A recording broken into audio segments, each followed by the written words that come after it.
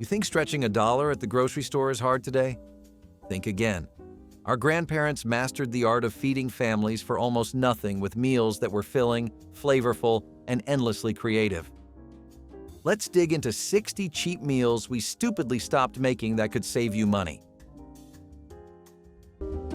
Hamburger pie was actually an immensely popular recipe that was widespread throughout America during much of the 1960s. It was a big part of the culture that was enveloping the whole country, which was the idea of making convenient and easy meals that were also light on the budget. The 1960s was a time of casseroles, one-pot meals, and buying canned and pre-packaged food because of how much the workforce had become active after the disastrous first half. The hamburger pie was right up the American people's alley because it was a really good all-rounder that you could whip out for a number of reasons. Family dinner, me time on Saturday, or just a celebration at your household. People could also serve it with all kinds of sides too, and despite how there was a focus on making your food easier to prepare, people were pigging out. Could you blame them? It had been a while since most Americans could reliably wake up to their favorite foods. This dish offered you the familiarity of a hamburger in the form of a pie, and those sides, such as mashed potatoes or collard greens, really helped to bring the entire picture together. You could even bake this into a casserole, and that's also a part of why it was so common in cookbooks and community recipe collections. Speaking of casseroles, you might actually be surprised by all the different kinds you may find during this era. See, thanks to the Depression, people had really opened their ideas of what a casserole could be far more than ever before. As a result, fried bologna sandwiches were the crown jewel of cheap meals that somehow tasted like pure magic to a 1960s kid. You would hear that sizzle hit the pan and instantly know something good was coming. Mothers did not need fancy cuts of meat to keep kids happy, just a thin slice of bologna and a hot skillet. The edges curled as it cooked, forming that little bowl shape every kid waited for. Some wanted it soft, others begged for it crisp, but everyone agreed it tasted perfect. Then came the soft white bread, the kind that practically melted when you bit into it. Maybe you added mustard, maybe not. But the flavor never needed help. It was salty, warm, and comforting in a way that felt bigger than the ingredients. Mothers loved it because it took almost no time, and kids loved it because it never once felt cheap. Fried bologna sandwiches were childhood on a plate, simple and perfect every single time. So we're going to start off nice and small with an eloquent classic that I'm sure you're all far too familiar with by now. Beans and toast is something that goes back to the deeply ingrained roots of any country. But that couldn't ring any more true for our dearly beloved United States. See, especially in the South, and especially in the 70s, if you had beans on toast instead of, let's say, hash browns and eggs, or pancakes and maple syrup, you were giving away a few things. You were telling others that flour was short for you, that you couldn't afford to waste too much sugar, that you didn't have a lot of dairy to work with, and that you probably didn't make anything above an honest day's pay. Sound a bit too judgmental? I'd say modern society has stomped them in that field, but yeah, it's a dog's life. Beans and toast not only became a dead giveaway about someone's economic status, they also became a status symbol as a whole for the working class. You'll hear all sorts of laborers and field workers recounting days where they toiled away with only some pinto beans and toast fueling them. Milk toast was the quiet companion of countless evenings spent alone, a dish so simple it seemed too humble to call dinner. Yet for seniors watching every penny during the 1950s and 60s, this warm bowl delivered exactly what tired bodies needed. Stale bread was never wasted in those kitchens where thrift meant survival. Slices were toasted lightly, placed in a shallow bowl, and covered with warm milk heated with butter and a pinch of salt. The bread softened into something between solid and liquid, easy to eat for those with dental troubles or diminished appetites. Some added sugar or cinnamon when sweetness was needed. The cost was negligible since milk and bread were pantry constants, and preparation took barely 5 minutes. Milk toast carried memories of childhood sickbeds and mothers tending fevered children. For seniors eating alone, This bowl meant warmth without fuss and nourishment without pretense. Hot grits with bacon drippings were the winter breakfast that kept families warm long before the sun climbed up over the rooftops. Grits were cheap, filling, and dependable, which made them perfect for cold seasons when the body needed something hearty to face the day. Grandma saved every spoonful of drippings from the skillet, pouring them into a jar she kept near the stove like it was treasure. When the water boiled and the grits began to thicken, she added a little scoop of those drippings, stirring slowly until the pot turned creamy and rich. The smell alone was enough to pull children from warm beds. This breakfast did not need anything fancy. The flavor came from the memory of yesterday's meal and the promise of today's strength. It tasted like warmth you could hold in your hands, the kind that spread through your chest and made winter mornings feel possible. This was not restaurant food. This was real food made by people who understood how to stretch flavor across days.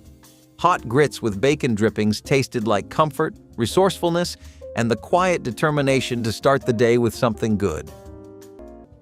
Mock turkey loaf was the centerpiece that saved Thanksgiving when whole birds cost too much for struggling families.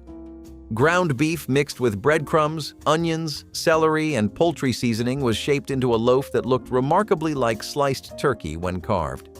The mixture was packed into bread pans, baked until golden, and served with gravy. The result was surprisingly convincing, with breadcrumbs creating texture that mimicked turkey while sage gave holiday flavor. Mothers prepared these loaves the night before, allowing them to chill for easier slicing. Children couldn't tell the difference when smothered in gravy, and adults appreciated stretching 2 pounds of beef into meals feeding 8 people. The loaf represented dignity during hardship, allowing families to gather around something resembling celebration. Cookbooks from 1963 featured multiple versions. You had things like macaroni and tomato casserole popping up, and this was a pretty good dish for several reasons too. Firstly, macaroni wasn't expensive at all, and neither was ground beef. It was a really convenient family recipe that you could hold for Sunday dinner or even play around with to switch things up. Maybe you used sausages instead of ground beef. Maybe this time you put in bell peppers, or topped it with breadcrumbs, or really went crazy with the cheese. All these little things made this one-dish meal a world of fun for home chefs who were still looking for an easy-to-handle dish that let them try out different ideas. People really did like their cheese, though, and they didn't hold back on the ground beef for this. As far as the public reception went, there was definitely a crowd of people who thought they wanted to keep tomatoes and macaronis out of their casseroles and only in their pastas, but for the most part, people loved it. Hot dogs and pork and beans were the kind of meal that felt special even though everything came from a can or a simple package. Mothers liked it because it was easy, and kids loved that sweet and salty mix that felt like comfort in a bowl. She sliced the hot dogs, let them sizzle in a skillet, then poured the thick beans over the top so everything could bubble together. The smell alone made kids hover around the stove waiting for their plates. It was cheap, filling, and needed nothing but a fork or a piece of toast to feel complete. Some families added onions, others kept it plain, but every family agreed it tasted like the best kind of simplicity. It reminded kids of slow evenings, a little extra fun, and moments when something ordinary felt exciting. Hot dogs and pork and beans were joyful, easy, and exactly what childhood dinners were supposed to feel like. You know, I think we're all very used to seeing soy sauce on our shelves now, but where did the trend of pairing rice with soy sauce start from? If you take a deep look into the culture surrounding the 70s, you might be surprised to find more than one answer. Let's start with the obvious one, the ever-rising popularity of Asian culture. We'll say this was the oil. Then, let's move to the second one, which massively increased Asian immigration thanks to the Nationality Act in '65. We'll say this was the match. What you get is a wildfire of convenience foods and budget-friendly alternatives in a country that's slowly finding itself on the doorstep of a fast food-induced health crisis. Where do you think we go from there, keeping in mind our budget? Rice and soy sauce? Sounds good to me.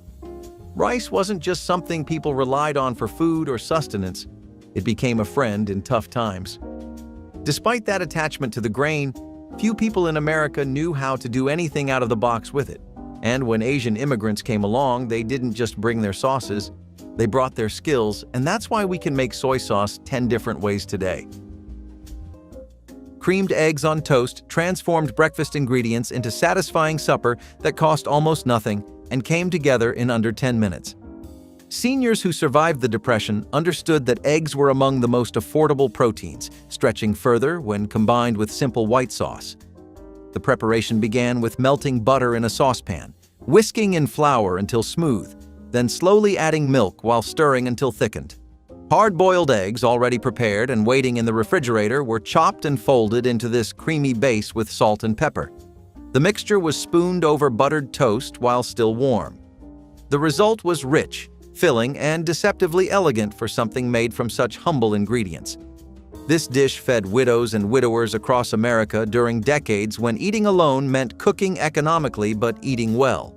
The eggs provided protein while the toast gave substance, and the sauce made everything feel like someone had taken care. Cornmeal drop dumplings in broth were a warm meal born from desperation and a little genius. When meat was scarce and soup looked too thin, a quick cornmeal batter could save dinner. You'd mix cornmeal with water or milk, pinch off little balls, and drop them into bubbling broth to puff and soak up the flavor. They came out soft, dense, and delicious, tiny golden pillows floating in the pot. The smell of simmering broth filled the house, carrying a quiet promise that everyone would eat tonight. It was the kind of recipe that stretched the smallest pot of soup into something that could feed a family. Some added onions or pepper, others just relied on the broth to do the heavy lifting. Either way, it worked. Cornmeal drop dumplings didn't just fill bellies, they lifted spirits. They were proof that a handful of meal and water could turn hunger into gratitude. Depression dressing carried its name from the 1930s into 1960s kitchens where thrift remained essential for family survival. Day-old bread torn into chunks was mixed with diced onions, celery leaves that would otherwise be discarded, and just enough broth to moisten without making it soggy. The mixture contained no butter, no eggs, no expensive herbs beyond a pinch of dried sage saved from last year's garden. It was spread in shallow pans and baked until the top formed a golden crust while the interior stayed soft and savory, absorbing gravy beautifully. The dressing transformed humble bread into something that felt substantial and comforting on holiday tables. 6 slices of stale bread became enough dressing for 10 people when stretched with vegetables and liquid. The technique required attention, checking frequently to prevent burning while ensuring enough crispness developed. Home economists praised depression dressing as smart homemaking, teaching young wives how their grandmothers had survived harder times. American-type goulash became a comfort food that was known for so many things that made your life easy. Simplicity, typically, was what people wanted during this time. Think about it. Work culture has only gotten worse in our generation. You come home clocking that 9-to-5 shift? What's the first thing that goes in your head? Maybe hop in the kitchen, thaw some chicken, and dirty your hands with some spices and grease? Come on, dude, no. You want to catch up on some Z's. Take a power nap. Get some of your pep back, you know? American goulash was such a good dish exactly because it let you do all of these things while still having a full stomach. In some places, you'd call it chop suey, but really, depending on the region you were in, you would see something entirely different. Some people had the whole thing consisting of this rich tomato sauce with diced and boiled tomatoes to go with it. Others really thought you couldn't make it work without a big focus on ground beef. This was the most popular option since, out of everything, ground beef being the center of the dish made it both affordable and familiar. Then, some people also really liked elbow macaroni. It was a pretty common sight to see in American goulash. The dish tasted very homely, and you could feed a family of 5 or more with one batch. Remember how we were just talking about the way people decided to sometimes mess around with their casseroles, switch out the ground beef and put in sausages instead? Sloppy joes on toasted buns were the messy, lovable dinners that 1960s kids acted like they could not live without. The name itself promised a meal where neatness did not matter. Mothers loved that 1 pound of meat could stretch far when mixed with sauce and seasonings. The skillet popped as the beef cooked, and when the sauce hit the pan, the whole house filled with that warm, tangy smell everyone recognized. The buns were lightly toasted to keep them from falling apart. Not that it ever worked. The sandwich dripped, slipped, and made a mess, and that was the entire point. Every bite was comforting and familiar, the kind of food that made a plain evening feel like something to look forward to.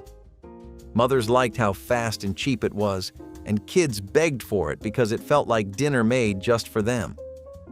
Sloppy Joes were childhood joy disguised as dinner. Danish go-rounds and Danish rings were something that pretty much became the status quo of the average working-class American deep into the 70s. The idea here was to flood supermarkets and bakeries with these, making them as accessible as possible because, hey, you can't sell it if it's not easy to get, right? The next part was to make it a sugar rush. What do you think a population that's just been thrust back into the workforce needs the most when people find themselves coming back home? Something sweet. 9 times out of 10, that usually does the trick. The next trick was to mass produce and market it, and oh boy, did they live up to the definition of the word mass. Danish go-rounds were something that were introduced as a toaster pastry by brands like Kellogg's, initially being shown off as just a flaky pastry that had a lot of fruit fillings. It was supposed to give you the flavor of a Danish pastry but with all the ease of a Pop-Tart, and honestly, they may have marketed it too well. By the 80s, this was all people were buying for their lunch breaks. Sardines on crackers represented pantry cooking at its most practical, requiring nothing more than opening a tin and arranging contents on whatever crackers were at hand. For seniors living alone during the 1960s and 70s, this combination offered complete protein and essential oils without any cooking whatsoever. The tiny fish came packed in oil, water, or mustard sauce depending on preference, and a single tin stretched across 2 meals when appetite was small. Saltine crackers were the traditional base, their neutral flavor providing contrast to the rich, briny fish. Some seniors added lemon juice or hot sauce to brighten flavors. Others mashed the sardines with a fork, creating a spread that distributed more evenly. The entire meal cost pennies and provided nutrients doctors recommended for aging bodies. Sardines on crackers were consumed at kitchen tables by people who understood that dignity in dining came from adequacy, not extravagance. Tomato soup with grilled cheese was the rainy day classic that never failed to make kids feel warm from the inside out. The moment a storm cloud rolled in, kids would start hoping their mothers would make this exact combo because nothing else matched the feeling of dipping a buttery sandwich into a bowl of steaming soup. The soup usually came straight from a can, cheap and dependable, mixed with water or milk to make it smoother. As it heated, the rich tomato smell filled the room, promising comfort before you even took the first bite. Meanwhile, the grilled cheese sizzled in a pan, the bread crisping in butter until it turned that perfect shade of golden brown. When the cheese melted completely, stretching in strings when you pulled the sandwich apart, you knew dinner was going to be perfect. Kids could barely wait for the soup to cool down before dipping the sandwich into it, soaking up all that warmth and flavor in one bite. It was simple, cheap, and so easy that mothers could make it even on their most exhausted days. But it never felt tired or ordinary. It felt like kindness in a bowl. It tasted like being taken care of. Kids begged for this meal because it felt like a warm hug, the food equivalent of being wrapped in a blanket while the world outside stayed cold and gray. It was childhood comfort at its absolute best. Water gravy transformed basic ingredients into sauce that made dry meat and plain dressing taste like abundance for budget-conscious families. The technique started with whatever fat was available, usually bacon grease or meat drippings, heated in cast iron until shimmering and ready. Flour was whisked in slowly, creating a roux that cooked until golden and nutty smelling, the foundation of all good gravy. Then came water, added gradually while stirring constantly to prevent lumps from forming, along with salt, pepper, and sometimes a splash of kitchen bouquet for deeper color and flavor. The gravy simmered until it thickened enough to coat the back of a spoon, becoming smooth and rich despite containing no stock, no wine, no cream. Families poured it generously over everything on their plates, the hot sauce bringing moisture and flavor to economical foods that needed help. Cookbook authors acknowledged that while broth made better gravy, Water gravy kept families fed when resources ran low during difficult times. Yeah, they had a name for that too. It was called hot dog casserole. Like almost every casserole that made its claim to fame during the 1960s, this one had a heaping serving of pasta. Actually, elbow macaroni is something you'd see a lot more often with this one, mixed in between patches of gooey cheddar cheese and diced or cut-up sausages. It was actually a pretty economical dish, and that's why it got popular in areas where common ingredients weren't so readily available. Let's talk about personality, though. Do we take this over a hot dog? How do we feel about the casserolification of almost everything? I mean, before I told you this, your idea of a hot dog was probably just the typical street food dog you get in a bun. Then again, maybe this is an idea worth trying. If sausages can work in a hot pot, there's no reason they can't work in a casserole. What do you say? In what form do you think the hot dog shines through more? Crispy fish sticks with ketchup were the oven-baked heroes of weeknight dinners, especially when mothers needed something quick that still felt fun. Kids knew the sound of the frozen sticks hitting the metal tray, stiff and pale before the oven worked its magic. As they baked, the smell grew warm and inviting, and kids would check the window for that golden edge that meant the crunch would be perfect.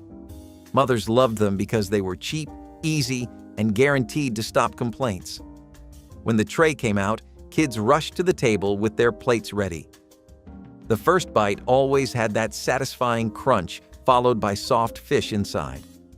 Dip after dip into ketchup made the meal feel playful, like a tiny restaurant experience right at home. Fish sticks tasted like relaxed evenings, simple comfort, and just enough excitement to make dinner special. Kids begged for them because they never felt boring no matter how often they appeared. They were cheap, cheerful, and unforgettable. So, the next thing we have on our list is potato pancakes. This is as much of a godsend as soy sauce was, really. The thing about potatoes is you don't even know how useful they are until a situation comes knocking on your door and you find out potatoes are your only weapon. What was once a starchy present from Mother Earth that you could only associate with curly fries and vanilla milkshakes can actually be a world of flavor unto itself. A lot of common community cookbooks, recipes, and magazines prove that, but nothing showcases that better, in my opinion, than the humble potato pancake. This was not only a delicious alternative, but it was also a smart response to the rising difficulties that plagued the 20th century. A country on the brink of ruin, beaten and battered by several tragedies, beset by financial instability, shorter paychecks, and rising costs. Potatoes weren't just something you could buy for cheap in all that mess, they were something you could grow for free. In the 70s, basic farming knowledge still was something that people had. Potato pancakes were one of the ways people who had nothing to spare for breakfast managed one, and they could have done a lot worse. Bread and milk bowl was perhaps the oldest and simplest supper in the American pantry, dating back centuries and persisting through every economic hardship. Seniors who remembered harder times often returned to this dish when cooking seemed too effortful and appetites had shrunk with age. The preparation required nothing more than tearing bread into pieces, placing them in a bowl, and pouring cold or warm milk over the top.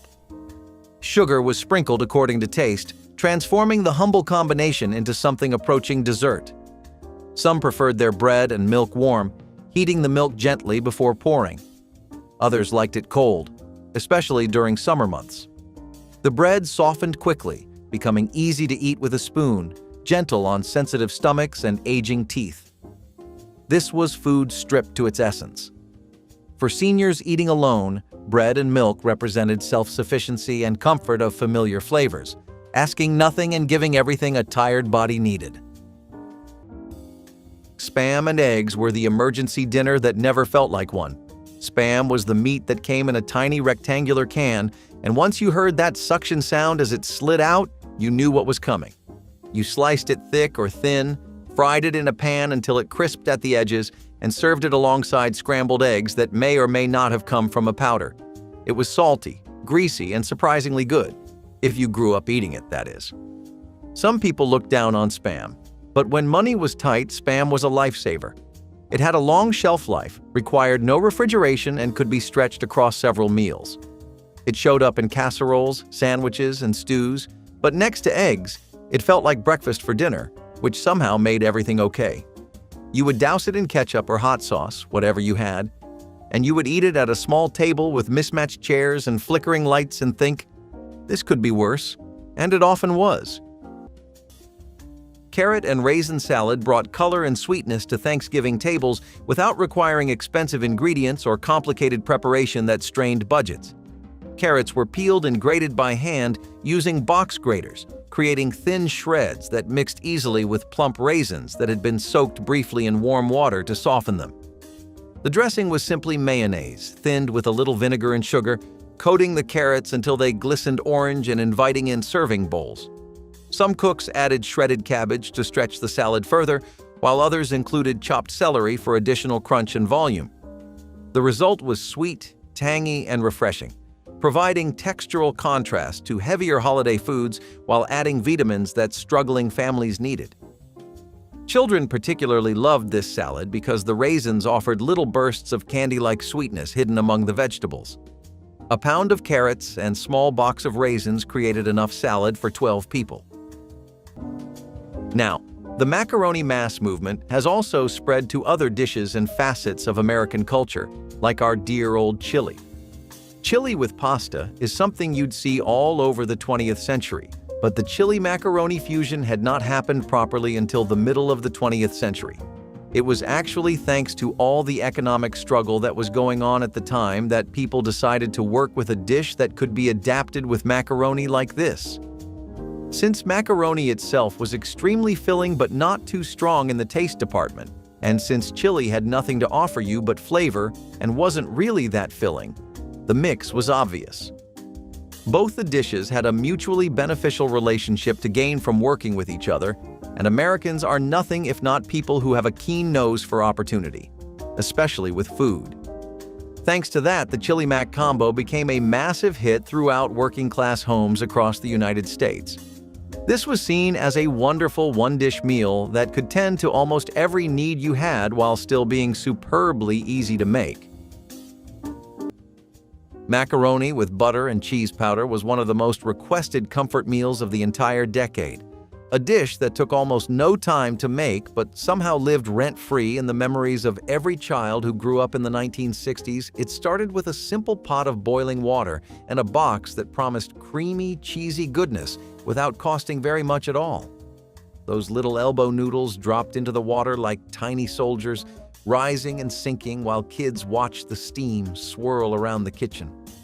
When the noodles softened and the water got drained, that was when the magic began. A little butter, a little milk, and that iconic packet of cheese powder turned everything bright orange in a way that felt exciting, almost like you were watching color appear right out of thin air. Kids loved stirring it, even if their mothers always had to fix it afterward because kids never quite got the cheese mixed in all the way. But the taste was what mattered. It was salty, creamy, warm, and cozy, like taking a bite out of happiness itself. It stuck to the spoon in a way that promised you would not be hungry again anytime soon. Mothers served it on busy nights, lazy afternoons, weekends, and days when the weather looked gloomy and everyone needed something cheerful. It was cheap, filling, and dependable, the kind of meal that felt like a little celebration even when there was no reason to celebrate. Kids begged for it constantly, probably more than any other meal because it tasted like childhood in its simplest form. No pretension, no fuss, just pure comfort that came from a box and made the whole day feel better. I bet the last thing you'll ever think of is somebody making apple pie out of Ritz crackers. The 1970s were full of surprises, and this dish is as creative as it is unusual. So, the mock apple pie basically was a dish that got popular in the Depression. People had no supplies to make any usual dessert with. What little they did have, they would conserve as much as they could. Still, on the odd occasion or two, people would feel the need for something sweet, and in times like those, Ritz crackers were a big help. Lots of people would actually crumble and layer the crackers together to mimic the texture and feel of apple slices. As for the taste, a dense mix of cinnamon, sugar, and water along with cream of tartar would have to be boiled. Imagine the stuff you can do with so little. I don't find any use for sugar outside of my morning coffee, really. It doesn't end there, though. Last comes some lemon juice and spices, which really add to the bit here, giving it a fruity vibe. The rest is just your typical pie baking, but it's insane that people were able to make mock recipes that actually came so close to the real thing. While no one really remembers it today, it's a testament to America's skill in the kitchen. Toast with bacon drippings carried the rich memory of breakfast into evening meals, using saved fat that thrifty households never discarded. During the 1940s through 70s, seniors understood that bacon grease collected in jars beside the stove was liquid gold for flavoring and spreading. A slice of bread was toasted until golden, then spread while warm with a thin layer of cooled drippings seasoned with salt from countless previous cookings. The fat melted slightly into warm bread, creating savory richness that satisfied hunger and stretched resources. Some seniors sprinkled their dripping toast with black pepper or topped it with tomato slices when gardens were producing. The flavor was deeply porky, slightly smoky, and wholly comforting to those who remembered when nothing edible was ever thrown away. This single slice often served as complete supper when appetites were small. Toast with bacon drippings represented waste-nothing kitchens where every ingredient served multiple purposes. Tomato custard casserole turned two everyday items, canned tomatoes and eggs, into a richly flavored dinner that captured the resourcefulness of the 1960s. The eggs were whisked with milk and a pinch of sugar before being poured over chopped tomatoes and breadcrumbs, then baked until the custard set and the top turned slightly caramelized. This casserole provided protein, vitamins, and comfort all in one dish without requiring expensive meats or elaborate preparation. Many families served it with buttered toast or a simple green salad, letting the natural acidity of the tomatoes balance the creamy custard.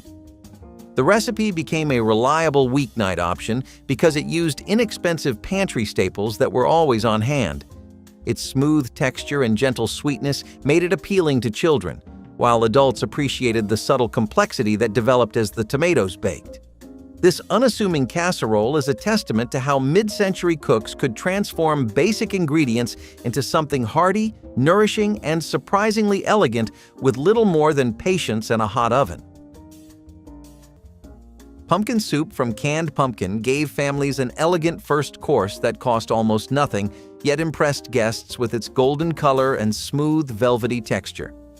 A single can of pumpkin puree was thinned with milk or water, seasoned generously with salt, pepper, and a pinch of nutmeg, then heated slowly while stirring constantly to prevent scorching on the bottom. The soup was poured into bowls and served warm, sometimes garnished with a sprinkle of dried parsley saved from summer gardens. The flavor was earthy and mildly sweet, preparing palates for the heavier foods to follow while providing warmth and nourishment on cold November afternoons. Home economists promoted this soup as sophisticated entertaining on a budget, showing housewives that they could serve multiple courses without spending beyond their means. The canned pumpkin that cost 35 cents stretched into soup for 8 people when properly diluted and seasoned, making it remarkably economical for struggling families. In the 1960s, beanie weenies weren't some kind of cute wintertime trend with beanies or a Halloween candy. They were actually something you'd see in school cafeterias almost all of the time. Why? What is a beanie weenie? Well, despite what it sounds like, it's actually a pretty good mix of baked beans, hot dogs, and some ground beef. This meant that it was one of the most popular mixes for parents to make during times when they had to get to work, but their kid had to get to school faster. If you're one of those people who never finds enough time to make a breakfast from scratch in the morning for their little critter, I think you might still see the value in something like this. How did beanie weenies emerge, though? Well, between pop culture references in shows like The Simpsons and The Goldbergs, a list of stores in every area selling affordable canned versions of the ingredients, and beanie weenies in general sneaking into all aspects of American life, even the military, I'd say the dish has had many places to grow some really positive PR for itself. Peanut butter and banana sandwiches were the sweet, sticky, unbelievably satisfying snacks that kids begged for the moment they walked through the door after school. There was something almost magical about how two basic ingredients could turn into a treat that felt both fun and filling. Mothers loved making them because they required no cooking, no cleanup, and almost no money. Just slice a banana, spread the peanut butter thick enough that the bread stuck to your fingers, and press it all together. The moment you took a bite, the peanut butter glued everything together in that slow, chewy way that made kids talk funny until they swallowed. The bananas added just the right amount of sweetness, almost like having dessert disguised as a sandwich. Some kids liked the bread soft, others liked it lightly toasted so the peanut butter melted a little into all the corners. No matter how it was served, it always tasted like the kind of snack that made bad days better and good days even more exciting. It was also the perfect fuel for running outside to play, riding bikes, or disappearing into the backyard until dinner. Mothers loved that it kept kids full without stretching the grocery budget in any painful way. It was cheap, healthy enough for the time, and comforting in a way that never seemed to get old. These sandwiches tasted like childhood freedom, like being able to run barefoot without a care in the world. And that is exactly why kids begged for them, day after day, like it was the best invention anyone had ever come up with. Now, if you're dealing with imitating a whole fruit pie, you might need some actual experience in the kitchen. Potted meat sandwiches, on the other hand, were something even your kid could make. It's about as complicated as a peanut butter sandwich, really. See, we're so used to them now, but cans in general were a marvel. They were a way to get massive amounts of food out to people that was easy to carry and lasted long. Potted meat was a part of that in the 70s. It was this really heavily processed meat that came for pretty cheap in a can. Think stuff like Libby's or Underwood. Once you had a can of this, all you needed was your favorite sauce, toppings if you had any, and 2 slices of bread. You could even have this cold, really. The thing about recipes like mock apple pies is that they're kind of restricted entirely to people with access to an oven. For a lot of the working class, that just wasn't happening. Potted meat was something anyone could enjoy, regardless of what they had in the kitchen. All you needed was the can and bread. Hey, if you had some sausage bits, bacon, olives, or anything at all to spare, even better. In places like the South, not only was it perfect for lunch for school kids, giving parents an accessible and affordable everyday option, but it was also something that the parents themselves relied on. Loads of factory and construction workers would often rely on sandwiches like these to get by during the long days. It became a real thing in the South, since potted meat was already a massive thing back there already. Soft-boiled eggs with toast soldiers turned a simple egg into an interactive meal that brought small pleasure to solitary dining. Seniors who grew up with this British-influenced tradition continued preparing it well into later years, finding comfort in the familiar ritual. The egg was lowered gently into boiling water and cooked for exactly 3 to 4 minutes, producing set white and gloriously runny yolk. Meanwhile, toast was prepared and cut into narrow strips called soldiers, ready for dipping. The egg sat in a small cup, its top carefully removed to reveal golden liquid within. Each toast soldier was dipped into the yolk, emerging coated in rich goodness that made plain bread taste extraordinary. The meal cost almost nothing yet felt ceremonial, requiring attention that gave structure to evenings that might otherwise blur together. For seniors eating alone, the process of dipping and eating provided small entertainment alongside nourishment. Corncob jelly was one of the most surprising Depression-era creations, turning what was usually discarded into something sweet and useful. After eating or cutting kernels from corn, families would boil the stripped cobs for a long time until the liquid turned golden. With sugar and sometimes pectin, this liquid became a jelly that spread easily on bread or biscuits. It had a mild corn flavor, slightly sweet, and it gave people a way to stretch ingredients without buying fruit for jams. Since sugar was often rationed or expensive, this jelly was seen as a clever way to create a sweet treat out of nothing more than scraps. Many families remembered it fondly, not only because it was thrifty, but because it represented resourcefulness at its finest. Children often spread it on cornbread or stale bread softened in milk, turning waste into dessert. It may seem odd today, but back then it was pure ingenuity. Mashed potato casserole turned yesterday's leftovers into tomorrow's Thanksgiving side dish, embodying the waste-nothing philosophy that governed 1960s kitchens and family budgets. Cold mashed potatoes were mixed with a beaten egg to bind them together, spread evenly in a buttered baking dish, and topped with breadcrumbs made from dried bread crusts that had been saved throughout the week. The casserole baked until the top turned golden and crispy, while the potatoes underneath stayed creamy and smooth, creating textural contrast that made it more interesting than plain mashed potatoes served fresh. Some cooks added diced onions or grated cheese when available, but the basic version required only potatoes, egg, and crumbs to create something worthy of holiday tables. The dish stretched limited resources by making day-old potatoes feel new and special rather than boring leftovers. Families prepared it the morning of Thanksgiving and baked it while the main dishes cooked, saving precious time and oven space. Corned beef hash was a real silver lining for most people to look forward to. While corned beef itself came out of Ireland, it got to the US by the 19th century, but by the middle of the 20th, it was obvious that this Irish invention had made a very American home for itself. Lots of big-name corporations also helped spread the hype around, typically Hormel's. They were the most affordable ones to get, and they were also the best quality for a few reasons. That shelf life was really nothing to scoff at, and it was a pretty hefty serving of beef in a very transportable can. Corned beef has such a rich history throughout the 20th century. In the 1960s, it was a fast way to get mashed potatoes, vegetables, and a protein on your plate and chow down. Just 20 to 30 years before that, it was actually one of the biggest things you needed to make sure you had because it was a big part of most people's very frugal daily diet. Hamburger hash was the skillet miracle that made every child in the house sprint to the kitchen the moment they smelled it cooking. Mothers made it by combining ground beef, diced potatoes, onions, and whatever seasonings they had on hand, stretching a small amount of meat into a meal that fed everyone without costing much. The potatoes would brown slowly, getting crisp on the edges and soft in the middle, while the onions melted down into something sweet and perfect. The beef sizzled alongside everything, creating this savory blend that filled the entire home with a smell that no hungry kid could resist. It was a one-pan treasure, the kind of meal that made the kitchen feel warm and alive. Kids loved it because every spoonful felt different.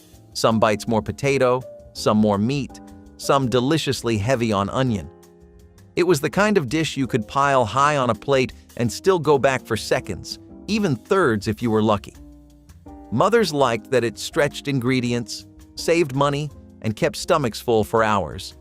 Many families added ketchup, some added gravy, some ate it exactly as it came out of the pan.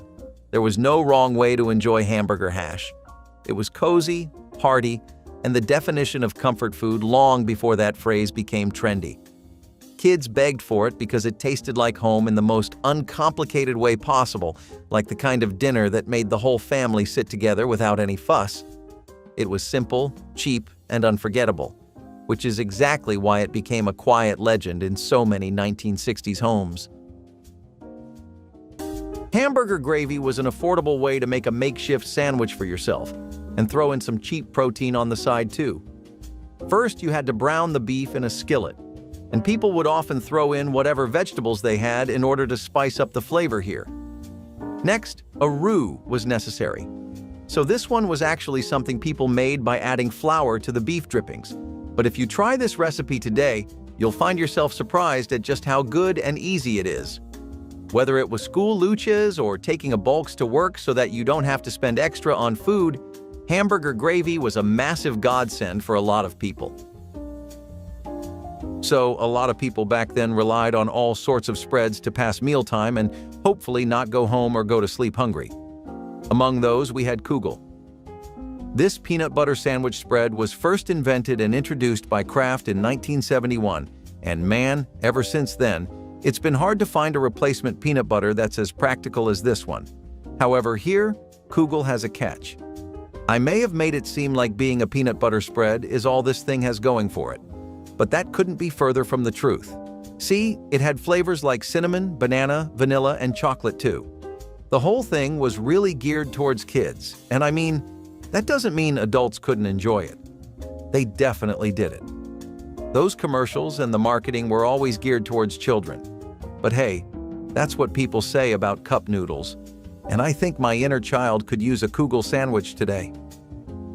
Cottage cheese and canned fruit became staple supper for seniors who needed protein without cooking effort and welcomed sweetness without dessert guilt. This combination required nothing more than spooning cottage cheese onto a plate and arranging canned peach halves, pear slices, or fruit cocktail alongside. The curds provided protein and calcium, while fruit offered vitamins and comfort of something sweet. During the 1950s and 60s, this was considered health food, recommended by doctors for patients needing gentle nourishment. The cottage cheese came in different curd sizes according to preference, and canned fruit ranged from budget brands to premium varieties.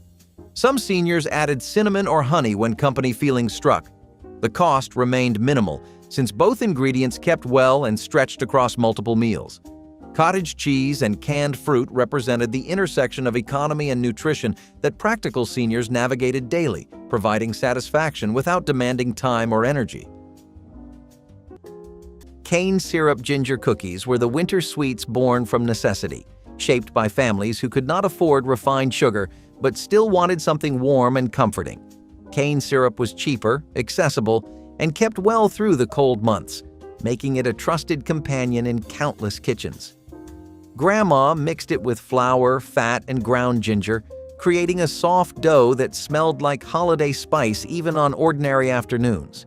When the cookies baked, they spread into soft, chewy circles with edges that crisped just enough to snap gently under your teeth.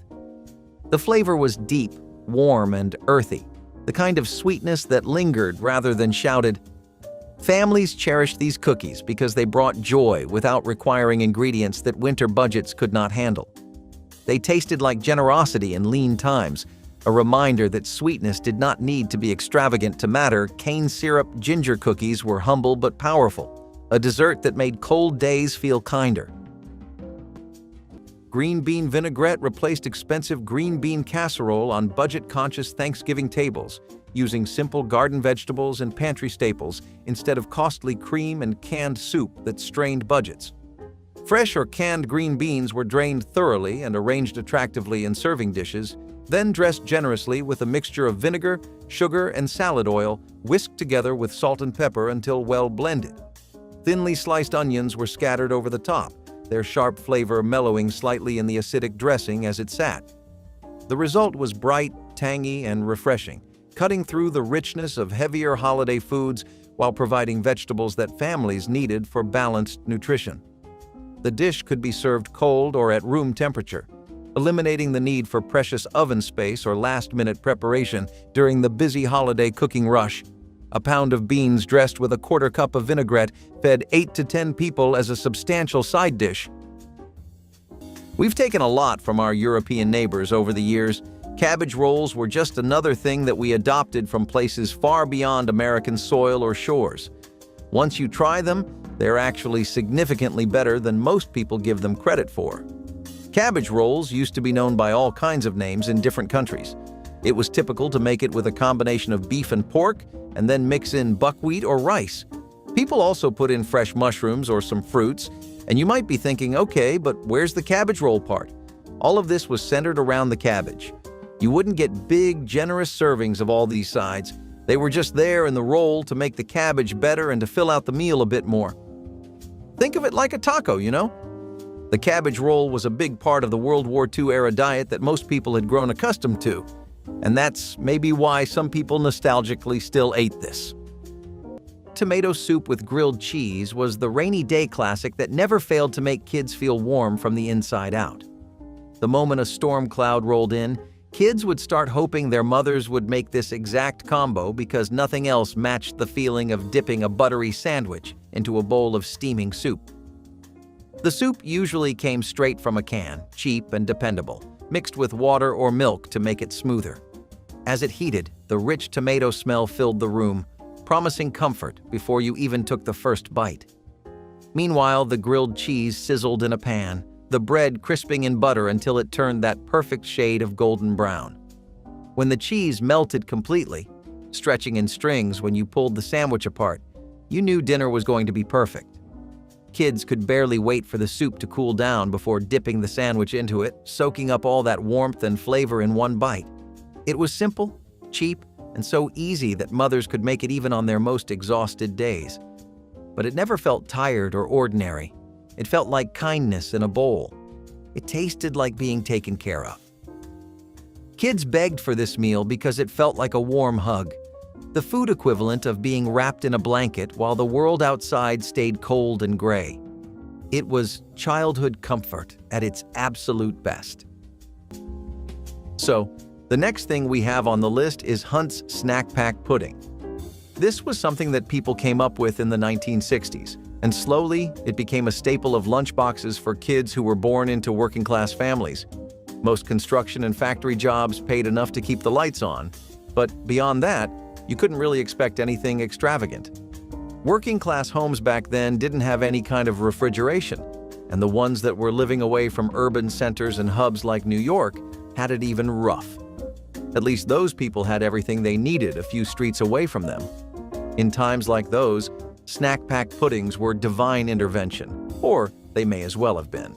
The appeal for children was insane. It was convenient, it was affordable, and the flavors were all classics like vanilla. It tasted an awful lot like Mom's own homemade pudding, which just made the whole thing come full circle as an affordable comfort food you could rely on. Buttered noodles satisfied hunger with the simplest combination of starch, fat, and salt, asking nothing of the cook beyond boiling water. Seniors living alone during the 1960s and 70s kept boxes of egg noodles in their pantries for evenings when cooking felt like too much, but hunger insisted on attention. The noodles were boiled until tender, drained thoroughly, then returned to the warm pot where butter was added along with generous salt and pepper. The butter melted into warm pasta, coating each strand with glossy richness that tasted more indulgent than ingredients suggested. Some added dried parsley for color or grated cheese when budget allowed. The entire preparation took under 10 minutes and produced a bowl of comfort that filled empty stomachs without taxing limited energy. Buttered noodles were honest food that never pretended to be more than what they were. For seniors eating alone, this simple dish provided warmth on nights when elaborate cooking was impossible. Evaporated and powdered milk were the quiet heroes of the poor man's pantry, the kind that didn't look like much but made all the difference. When fresh milk was too expensive or too far to fetch, these tins stepped in. Powdered milk mixed with water could be used for baking, breakfast, and even feeding babies when nothing else was around. Evaporated milk had that thick, sweet flavor that made coffee richer and pies creamier. It was comfort in a can. People learned to trust it because it never spoiled and could sit on a shelf for months. During lean winters, that security meant everything. You'd see families mix a little milk powder with oats, stretch it into gravy, or stir it into mashed potatoes. It might not have been the farm fresh kind, but it carried the same warmth. For many, those tins meant nourishment and dignity in a time when both were scarce. Cranberry fluff stretched expensive fresh cranberries into a colorful dessert salad that fed crowds while costing only pennies per serving for 1960s Thanksgiving celebrations. A small package of fresh cranberries was ground through a hand-crank meat grinder along with one whole orange peel and all, creating a tart, chunky mixture that was both bright and flavorful. This base was sweetened generously with sugar and mixed thoroughly with miniature marshmallows that had been purchased on sale after Halloween, along with whatever canned fruit happened to be cheapest at the grocery store that week. The mixture was folded together gently and chilled overnight in the refrigerator, allowing the flavors to meld together while the marshmallows softened into the cranberry mixture, creating a fluffy, cloud-like texture. The result was sweet, tart, and fluffy all at once, with little bursts of fruit throughout and enough vibrant color to make it look festive and special on holiday tables.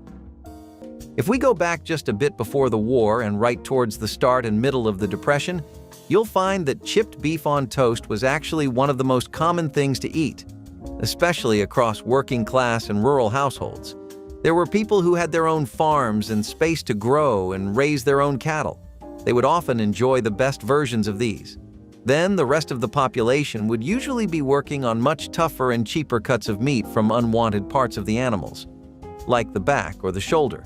It meant that the quality of the meat was something you had to work around, typically by slow cooking it so you'd get some tenderness. Still, most people really just had bread to work with.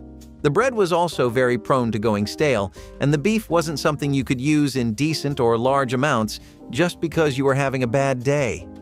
It was the Depression, you know? Everyone was collectively having a bad day. Chipped beef on toast was an easy way for people to spice up their bread just a little while still being able to eat a decent breakfast.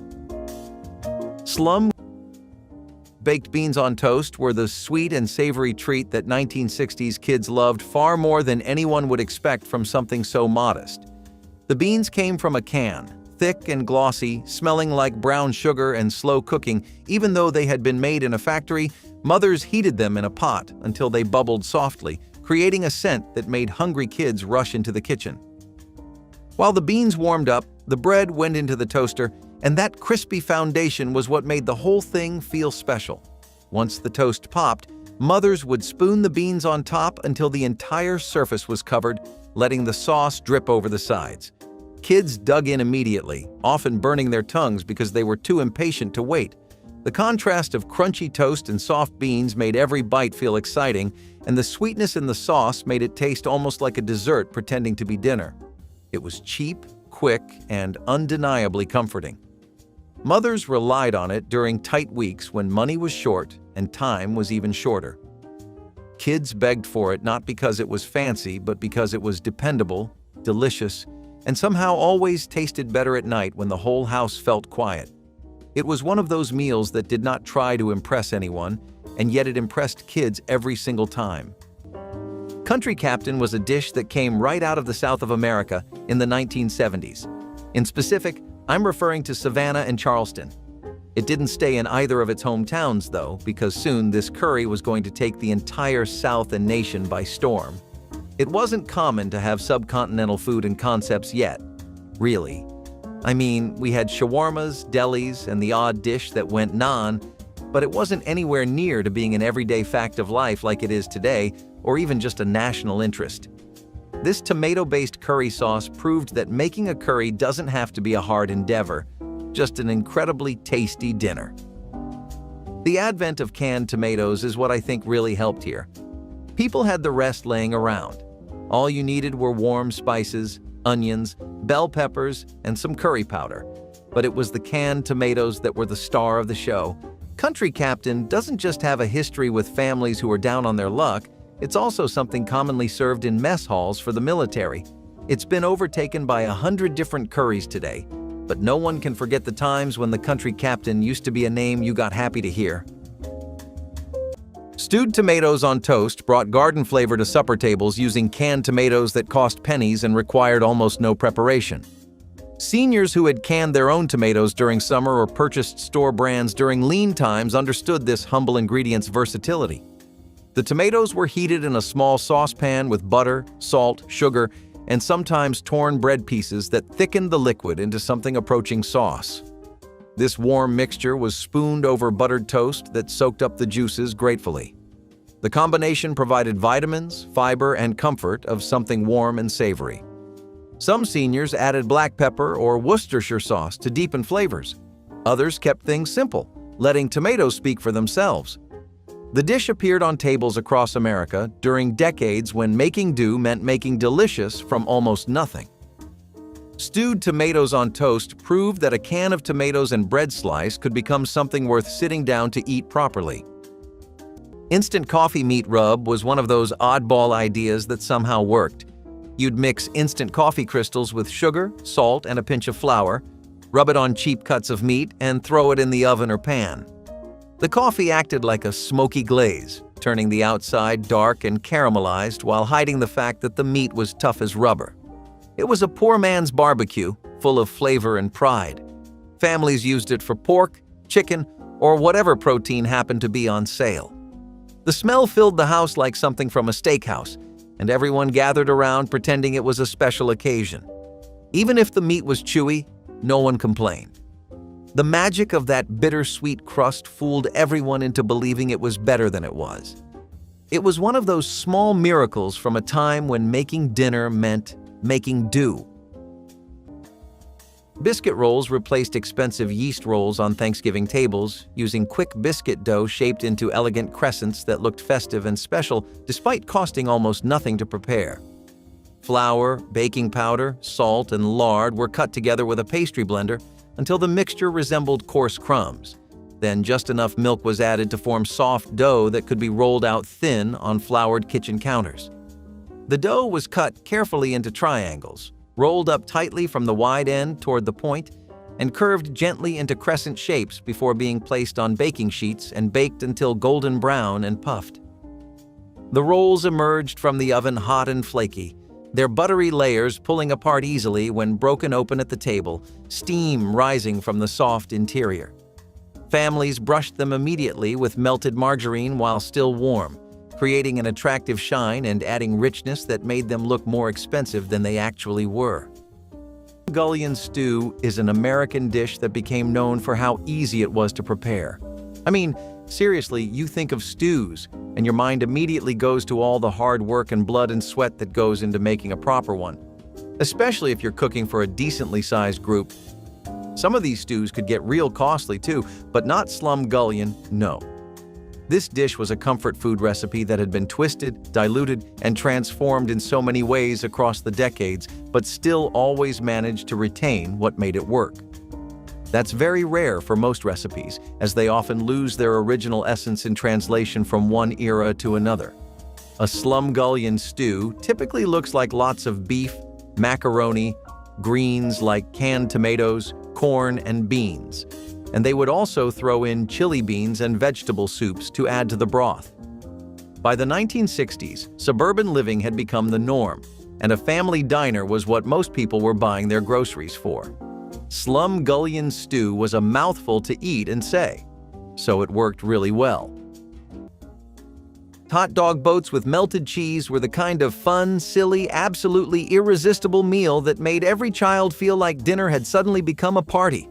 Mothers made them by slicing hot dogs down the center, filling the opening with a strip of cheese, and popping them under the broiler until everything bubbled and browned. The hot dogs curled just enough to cradle the cheese, creating that little boat shape that kids thought was hilarious. The smell hit fast, a mix of smoky hot dog and melting cheese that could pull a kid from any room in the house. Mothers loved them because they were cheap, easy, and guaranteed to make even the pickiest eater happy. Kids loved them because they felt playful, almost like something from a carnival. The cheese would stretch when you took a bite, and sometimes it would drip down the side in a way that made dinner feel like an adventure. Served with a little ketchup or mustard, these boats were a masterpiece of budget cooking that tasted far richer than they really were.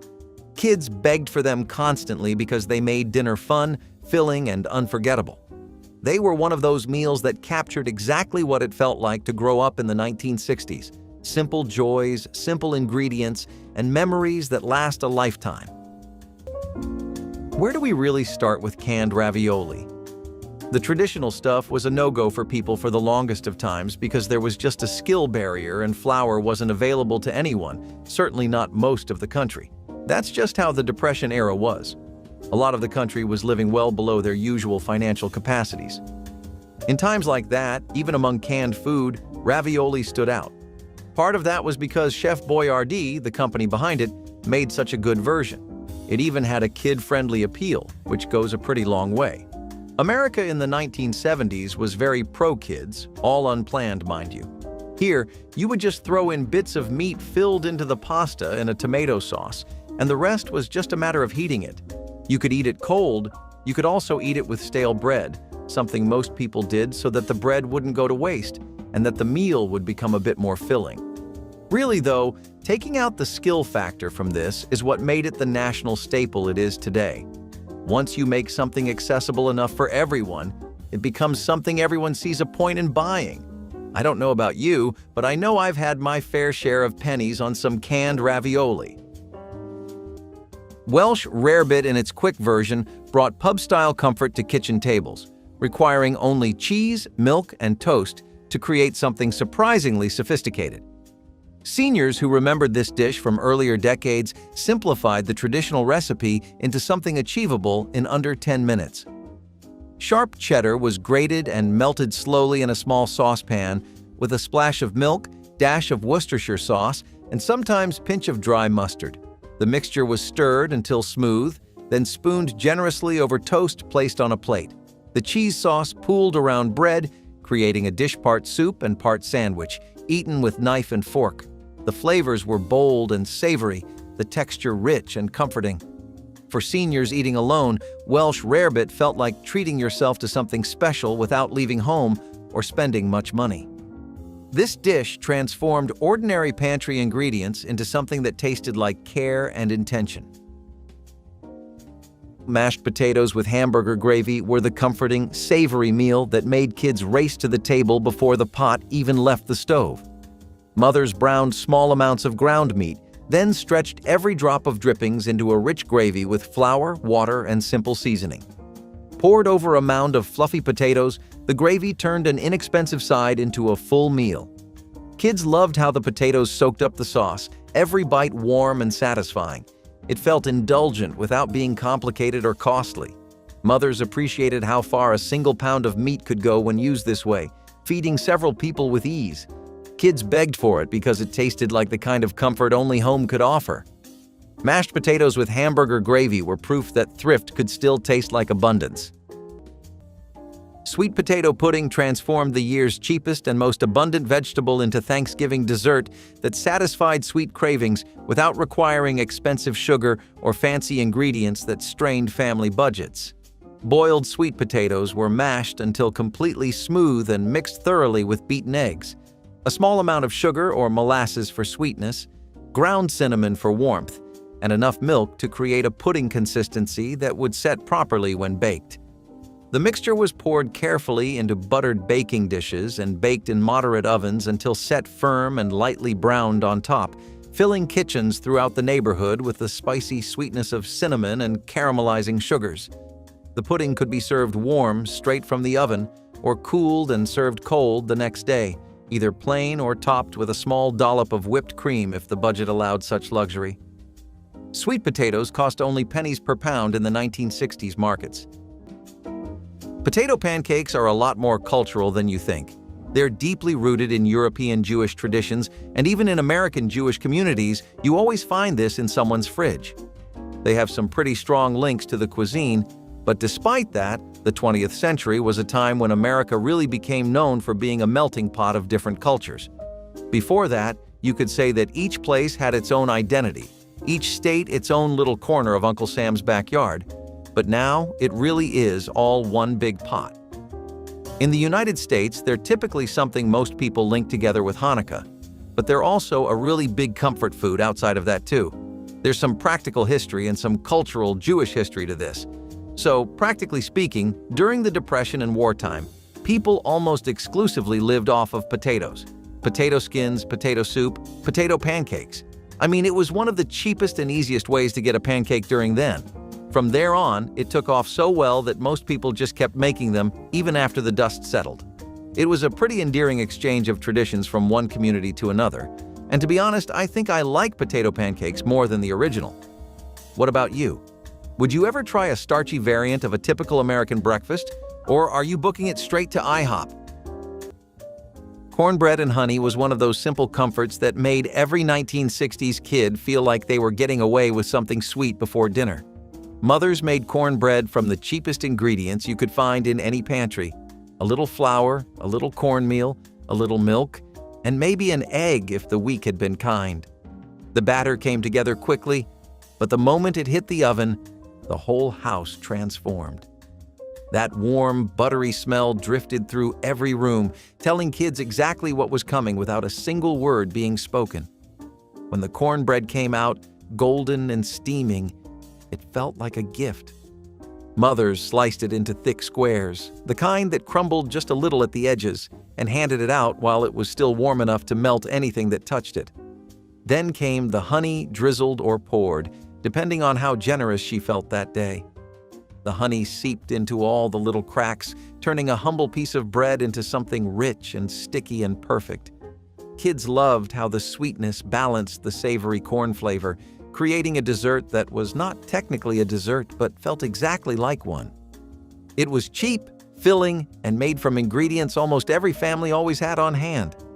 Mothers relied on it because it stretched tight grocery budgets without ever feeling like a compromise. Kids begged for it because it tasted like warmth, like comfort, like the kind of simple sweetness that sticks in your memory long after you grow up and realize how much your mother made out of so little cornbread and honey was proof that dessert did not have to be fancy to be unforgettable. Have you ever eaten pork neck bones? Have you ever eaten parts of the animal that were different from what you typically get served in steakhouses and butcher's shops? I bet not. I haven't either. It's just not common. You get different cuts of meat for different purposes, and all of them are aiming to be the best cut on the market that day. Animals get farmed in specific ways for this exact purpose. I mean, what do you think Wagyu is? Despite all that, there was a time when the working class in America only had pork neck bones to rely on. This trend of eating the less desirable, tougher parts of an animal came from two things: financial doom and a waste-nothing mentality. Put those together and your list of lunch options starts expanding by miles and miles. Pork neck bones were cheap, easily available, and never something that would be out of stock.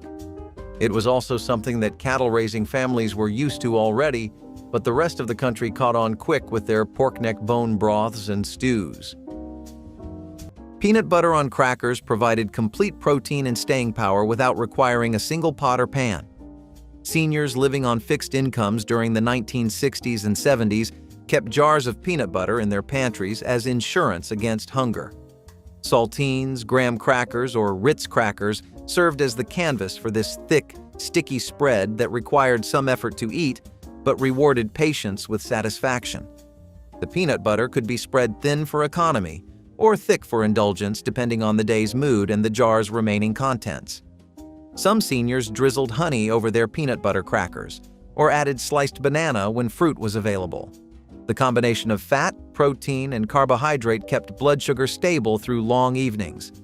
This meal required no cooking, no cleanup beyond a knife wiped clean, and no particular skill. Peanut butter on crackers represented pure practicality, transformed into genuine sustenance for people who understood that simple did not mean inadequate. Cabbage and noodles, Pulaski if your grandma called it that, was a gift from the old country wrapped in poverty. You boiled egg noodles until they were soft, but not mush. You fried cabbage and onions in butter or oil until they collapsed into golden ribbons. Then you tossed it all together and prayed the flavor was enough. It was peasant food, proudly so. Born from resourcefulness, not recipes. Even when money vanished, this meal stayed dependable, like a friend who never left. It was not pretty, and it did not try to be. Just beige on beige with a hint of steam. But it filled the house with the kind of smell that made you feel like someone was taking care of you. Even if that someone was just you, doing your best. The dish had roots in Eastern Europe, but in American kitchens it became something else. An immigrant memory passed down through empty cupboards and tight budgets. You could eat a giant plate for under $1 and still feel like you ate something real. Because you did. Cornstarch pudding gave families an economical dessert alternative when eggs and milk for custard cost more than budgets allowed during lean Thanksgiving seasons. Cornstarch was mixed with sugar, a pinch of salt, and whatever flavoring was available, vanilla extract if affordable, or simply cinnamon and nutmeg from the spice cabinet. Cold milk was stirred in gradually to prevent lumps, then the mixture was cooked slowly on the stovetop, stirring constantly until it thickened into smooth, creamy pudding that coated the spoon. The pudding was poured into individual serving dishes and chilled until set, sometimes topped with a sprinkle of cinnamon or a few raisins for decoration. The texture was surprisingly luxurious despite humble ingredients, smooth and rich on the tongue. A single box of cornstarch costing 15 cents could make enough pudding to serve 8 people as dessert, making it one of the most economical sweet endings possible. I'm glad potato pancakes and jambalaya are next to each other, because both are some pretty fine examples of how a lot of typical American meals are influenced by the many cultures and communities that exist within the nation. Jambalaya, for instance, is a Creole and Cajun original that comes right from the heart of Louisiana. It's got a fair bit of heritage from other cuisines too, namely Spanish and French ones. Jambalaya was typically introduced to the people by French settlers who had brought on most of their recipes and ways of cooking during the very early colonial time of America, specifically Louisiana. What they didn't foresee is that one-pot culture would end up popping off so well in America, and that's exactly the mold jambalaya fit into as well. Even up in the land of the oui, or as they call it, France, they would typically cook this in one pot. In Louisiana, though, in the rural patches of land surrounding the state where plantations were, it was a typical meal there since a lot of the dish was centered around rice. And that was a staple.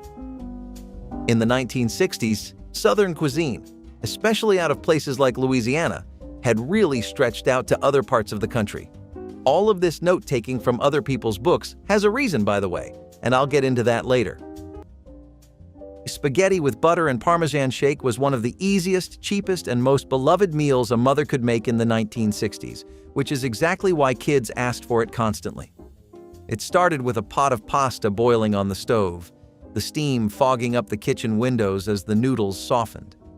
Kids loved watching the long strands swirl in the water like they were dancing just for them. Once drained, the pasta went back into the pot where a generous pat of butter melted instantly, coating every strand in a glossy shine. Then came the Parmesan shake, that little green can that lived in almost every pantry kids loved, doing the shaking themselves, even though mothers had to take over to prevent the entire can from dumping into the pot. The flavor was simple but perfect, buttery, salty, warm, and comforting in a way that made you want to curl up right beside the pot with a fork.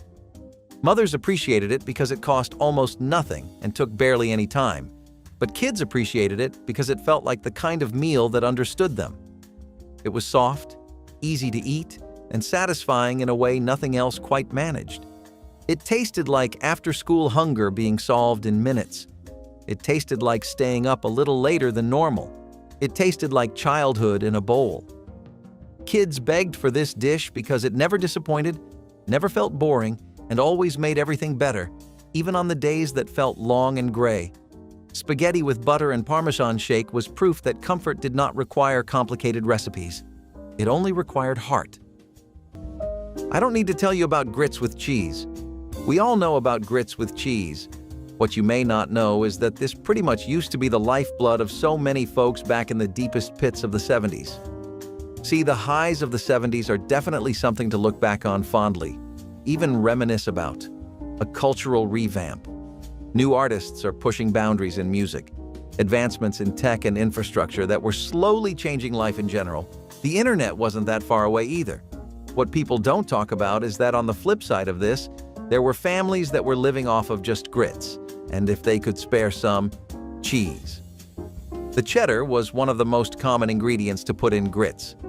Processed cheese like Velveeta was something people used back then, but the idea was to basically just enhance the flavor along with some butter and salt. It would make for a decent breakfast, it was versatile, and it was already a tradition in the South. The country had just re-entered the workforce as some semblance of stability was finally achieved. It took a long while for things to truly settle down across the country. Cinnamon toast delivered sweetness and warmth in under 5 minutes, becoming the default supper for seniors who craved comfort without complexity. The preparation was almost meditative. Bread was toasted until golden, then spread immediately with soft butter that melted into the warm surface. Sugar and cinnamon, pre-mixed in small jars kept near the stove, were sprinkled generously over the buttered surface. The heat caused the sugar to dissolve slightly, creating a thin, sweet crust that crackled between teeth. Some seniors placed their cinnamon toast under the broiler to caramelize the topping into something approaching candy. The aroma alone lifted spirits on difficult evenings. This was comfort food in its purest form, requiring nothing fancy and delivering everything needed. For widows and widowers eating alone during the 1950s and 60s, cinnamon toast meant dessert and dinner combined into one affordable, satisfying meal that tasted like childhood remembered. Hominy and bacon casserole offered hearty satisfaction with minimal ingredients, highlighting how resourcefulness defined many mid-century meals. Creamy canned hominy provided a naturally sweet base that absorbed the smoky flavor of crisp bacon bits sprinkled throughout. A light sauce of milk and butter bound everything together before baking, creating a dish with comforting richness despite its simplicity. Families often served it as a main course with a side of green vegetables or a slice of cornbread, making it a complete and inexpensive dinner. Homony's long shelf life and low price made it a dependable pantry staple, while just a few strips of bacon added enough depth to please meat lovers without straining the budget. The casserole reheated beautifully, so leftovers were welcomed for quick lunches the next day. Its combination of smooth texture and smoky taste made it popular at potlucks and church gatherings where thrifty recipes were always appreciated. Hominy and bacon casserole remains a testament to how modest ingredients can deliver true comfort and memorable flavor when prepared with care and creativity. Cabbage slaw with boiled dressing provided crisp, tangy freshness on Thanksgiving tables when lettuce was expensive or unavailable during November's cold weather months.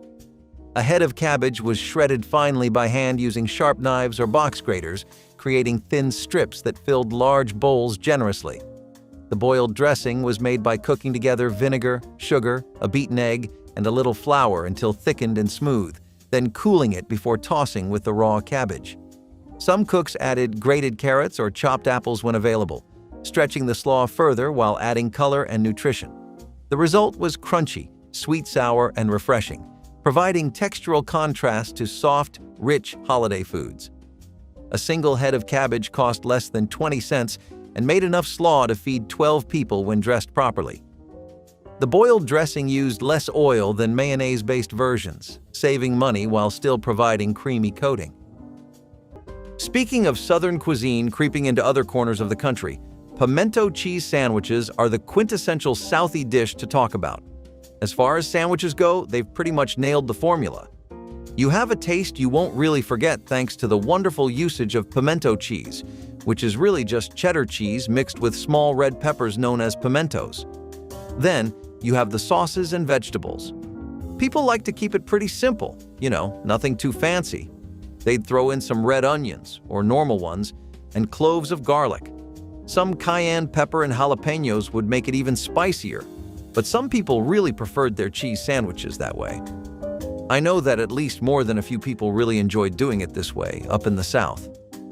As far as sauces went, most people stuck to Worcestershire sauce for how it would really add some depth to the dish. The pimento cheese sandwich was one of the best things to come out of the South because it was such an affordable and delicious meal to make. Pimento cheese wasn't really the hardest thing to get. If you lived near any kind of grocery store, then there was a pretty good chance they had it. Most people in the South also either grew their own peppers or had dedicated shops and spots for where they'd go. Everyone had their own favorites when it came to where they'd like to get their vegetables, so depending on the harvest, you'd also get some pretty different tastes. Potato pancakes made from leftover mashed potatoes were the definition of turning almost nothing into something incredible. Mothers loved this recipe because it let them stretch every scrap and avoid waste, but kids loved it because those little golden patties tasted like a true treat. It started with a bowl of cold mashed potatoes, stiff and slightly lumpy from the night before.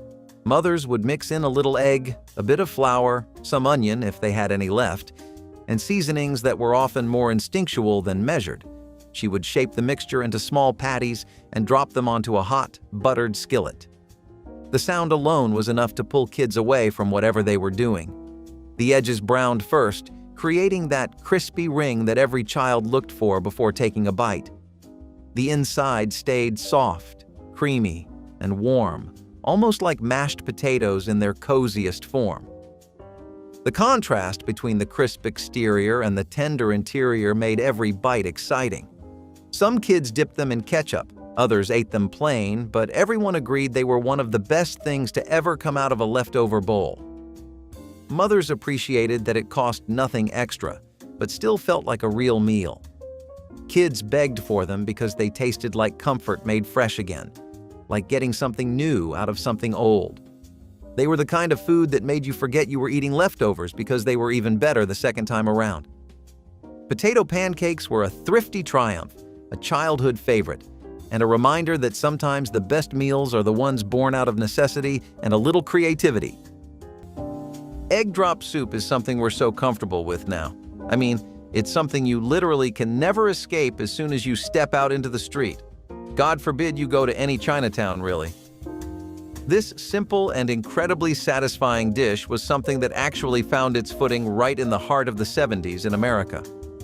As a nation, our interest in foods beyond our shores was increasing. Scandinavian, Swedish, European, Japanese, Chinese, Taiwanese, you name it, we were trying it. Of course, one of the first places we ever went to was just China. They had so much food that was literally perfect for takeout culture.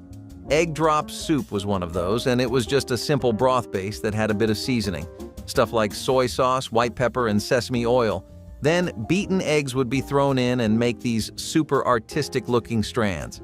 Next, you would just thicken it, and you would have a soup perfect for conquering winter and restoring some spirit in you in like 5 minutes and $1. Pretty neat, right? This became something that was recognized the most out of Chinese-American culture, and something that definitely had the potential to go mainstream, as it eventually did by 2025. Hot cereal with butter transformed humble oatmeal or cream of wheat into something almost luxurious on cold evenings. Seniors who grew up during the Depression understood that hot cereal stretched further than almost any other food, filling stomachs for pennies per serving.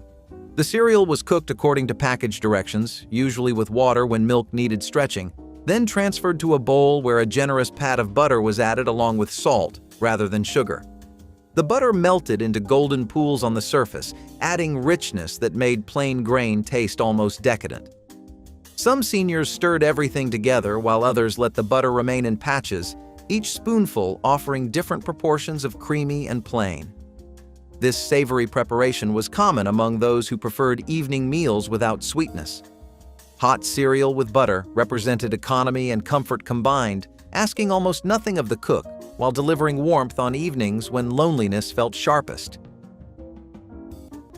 Mock banana pudding was the sort of dish that showed just how inventive Depression-era cooks could be when real ingredients were simply out of reach. Bananas, once imported luxuries, quickly became too expensive for families to buy. To make up for it, people leaned on banana extract, which could be purchased cheaply and used sparingly to add flavor, layered with homemade custard, when eggs and milk could be spared, and stacked between vanilla wafers or leftover bits of stale cake. The pudding felt surprisingly close to the original. Families would chill it in an icebox if they had one, though often it was served warm right from the stove. For children, it was a rare treat that offered the illusion of a fruit dessert, even if no fresh fruit was present. In many homes, mock banana pudding became a stand-in for celebration desserts, stretching scarce supplies into something families could still enjoy together, and for many, it carried the sweetness of hope itself. Oatmeal bread stretched expensive wheat flour by mixing in rolled oats that cost far less per pound, but still provided substance and nutrition for growing families. The bread dough was made by combining flour, oats that had been softened in boiling water, yeast, salt, a small amount of sugar, and whatever fat was available, lard, margarine, or butter depending on the budget. The dough was kneaded until smooth and elastic, left to rise in warm places until doubled, then shaped into loaves and baked until golden brown with hollow-sounding bottoms. The finished bread had a heartier texture than plain white bread, with visible oats throughout and a slightly nutty flavor that made it seem more substantial and filling. Slices held up well to butter and jam or gravy soaking, making it practical for Thanksgiving tables where bread served multiple purposes. 2 loaves of oatmeal bread cost less than 50 cents to make and fed a family through the entire holiday weekend when sliced thick. Pickle roll-ups, on the other hand, were a wonderful party-time snack that became the star of 2 types of gatherings: cocktail parties and potlucks. See, in potlucks, it was really common for people to bring one of everything and just have a lot to eat for the family, but cocktail parties were an entirely different kind of beast. The post-World War II era in America was a strange one. It saw lots of cultural shifts and new trends that people couldn't have ever guessed would make some serious headway into the mainstream. Despite that, These parties that were pretty much just wine-tasting parties, but with cocktails, turned into little competitive nights where people would compare their finger foods and the host would try their damnedest to pick a menu that suits everyone's tastes. By the end of it, no one would really even get drunk. What they would get, though, is pretty tipsy. And you must not be a stranger to the need for snacking that arises when the drinks start hitting. Casual gatherings that were cocktail parties also saw a lot of use for pickle roll-ups, and as far as snacks went, this was a pretty good option for hosts who couldn't spend a lot of time doing prep work. Egg salad sandwiches were the creamy, slightly tangy meal that kids pretended to be tired of at school but begged for the moment they got home. Mothers made them because eggs were cheap, filling, and easy to turn into something substantial without spending much. The eggs were boiled, chopped, and mixed with mayonnaise, mustard, and simple seasonings, with each family adding their own little twist. Spread thickly on soft white bread, the filling squished gently when kids pressed down for that first bite. The flavor was mild but comforting, cool and creamy in a way that felt special. Mothers loved that it packed well and kept kids full, and kids loved that it felt like a treat disguised as something ordinary. It was fast, cheap, and endlessly satisfying. The quiet hero of 1960s kitchens and a craving that never quite left adulthood behind. Vienna sausages, on the other hand, were these really small canned sausages that would consist almost entirely of ground meat. The catch here was that this meat was finer than anything you had ever seen. It was a pantry item that was as common as salt in the 70s because of the dire need for these sausages in just about every situation. Kid about to go off to school? Husband off to work? Tired wife wants to make a sandwich for herself? There really wasn't any inconvenience at home that Vienna sausages weren't fit to handle. Plus, they had the benefit of being ready-made. You could literally eat these cold and right out of the can. And don't get me wrong, a bunch of people definitely did. You could fry it or heat it too, or you could just serve it with some bread and crackers. Hey, get a hot dog bun and you have yourself some proper street food. The reason these got popular was because of their insane appeal to everyone in most situations. Like I said, there was rarely a time when a Vienna sausage would not fix whatever food-related issue you were having. You know how the saying goes, a jack of all trades is a master of none, but often better than a master of one. So canned soup doctored with extras became an art form among seniors who understood that a simple can could become a proper meal with small additions. Campbell's tomato soup, cream of mushroom, or chicken noodle served as the base, but the magic happened in what came next. Leftover rice stretched cream soups into something more substantial. Crushed crackers thickened tomato soup while adding texture. A handful of frozen peas or a chopped hard-boiled egg transformed chicken noodle into something approaching homemade. Some seniors added a splash of milk to cream soups or a spoonful of butter to tomato. The entire preparation took under 10 minutes and produced a bowl of warmth that felt cared for rather than merely opened. For seniors eating alone, this small act of doctoring represented agency and creativity, turning industrial convenience into personal comfort. The soup might have started in a can, but it ended as something that tasted like someone had bothered to make it special. Molasses snow biscuits were the winter morning treat families depended on when cold wind rattled the windows and sugar was too expensive to use freely. Molasses poured slow like winter honey, thick and dark, stretching sweet flavor through dough that otherwise would have tasted plain. Grandma mixed flour, baking powder, lard, and just enough molasses to tint the dough the color of early morning shadows. She shaped them quickly, hands practiced, and placed them close together so they rose against one another like a small family huddled for warmth. When they baked, the kitchen filled with the deep scent of molasses that made the whole house feel less cold. These biscuits were soft inside, with a slight crust outside, the perfect thing to tear open and eat with butter if you had it or plain if you did not. They were born from practicality but tasted like comfort, proof that even the simplest ingredients could become something worth remembering. On winter mornings when the world outside felt frozen, these biscuits made the first hour of the day feel hopeful. They were not fancy, but they were dependable, and that meant everything. Molasses snow biscuits were the kind of food that stayed in families even when circumstances changed, whispered from one kitchen to another, because no cookbook ever bothered to capture their worth. Gelatin vegetable salad turned a packet of flavored gelatin into an elegant-looking side dish that impressed guests while costing almost nothing to prepare for holiday gatherings. Lime or lemon gelatin was dissolved in boiling water, then cold water was added along with finely diced vegetables, usually cabbage, carrots, and celery chopped by hand into tiny pieces. The mixture was poured into decorative molds or simple glass dishes and chilled overnight until set firm and jiggly. The finished salad was unmolded onto lettuce leaves if available, or simply served in squares cut from the pan.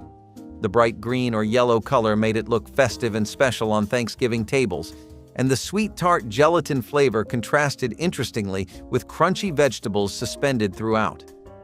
A single package of gelatin costing 10 cents could be stretched with vegetables to serve 8 people. Children particularly enjoyed the jiggly texture, making this an easy way to get them to eat vegetables they might otherwise refuse. Scalloped corn is a strange one. It's a creamy casserole, but it takes all kinds of ingredients that you wouldn't ever see in a casserole. I'm talking about things like corn, milk, eggs, butter, and sometimes even actual scallops if you lived in nearby coastal cities throughout the Midwest.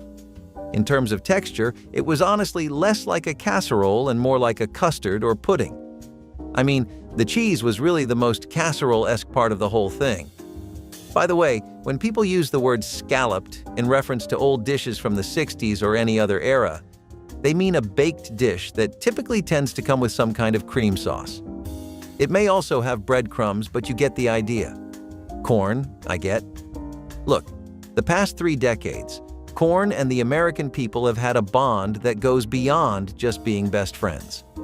It was the only thing that was there for them throughout so many nightmarish situations. Still, eggs, milk, butter, what was the idea here? Anyway, would you try this, or are you glad that this is one dish they left behind in the 60s?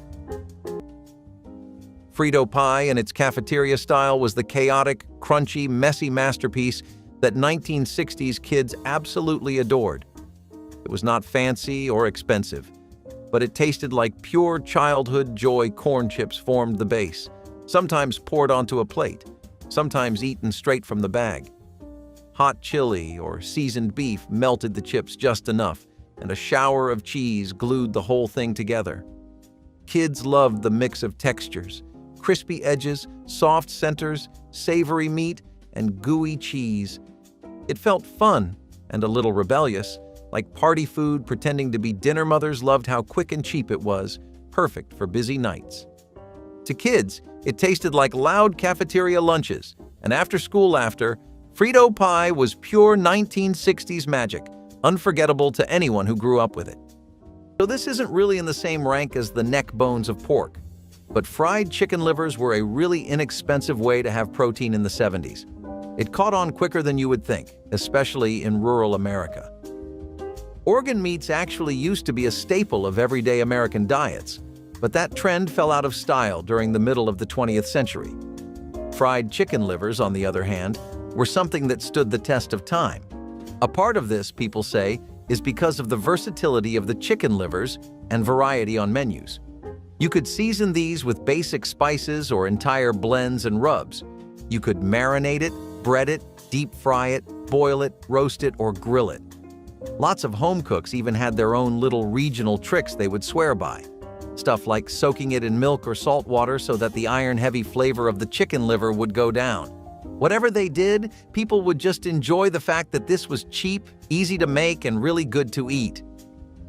Cheese and crackers with apple slices assembled a complete supper without any cooking whatsoever, satisfying seniors who valued simplicity above all else. Sharp cheddar or American cheese was sliced from a block and arranged on a plate alongside saltines or wheat crackers. An apple, sliced into wedges and sometimes dipped in lemon juice to prevent browning, added freshness and fiber to the arrangement. The combination provided protein from cheese, carbohydrates from crackers, and vitamins from fruit in proportions that doctors would approve. This was particularly popular during summer months when heating the kitchen seemed unbearable, and appetites ran small anyway. The plate looked almost elegant despite requiring no skill beyond basic knife work. Seniors could eat at their own pace, assembling each bite according to preference. Cheese and crackers with apple represented the dignity of a composed plate rather than random grazing, turning simple ingredients into something that felt intentional and proper for people dining alone. Canned tomato sandwiches were the taste of summer when nothing else was left in the fridge.